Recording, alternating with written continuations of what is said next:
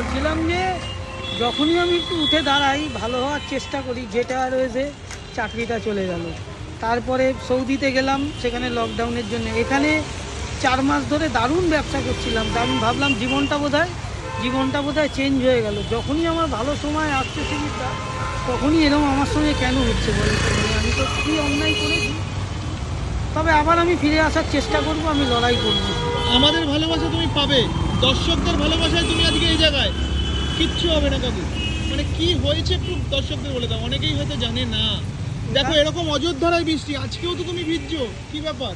দুদিন দোকান খুলিনি তো, ওই জন্যে 2 দিন হসপিটালে ছিলাম।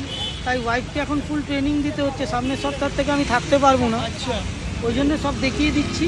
আর এটা ভিতরে হয়েছিল, একটা লাম্প টিউমার। মতন হয়েছিল, দেখি, সেটা দেখি তো। বেরিয়ে এসছে। এই যে এখন একটু নেগলেক্ট হয়ে গেছে, 3-4 মাস মাড়িতেও কি স্প্রেড হয়েছে? করেছে। এটা ক্যান্সার।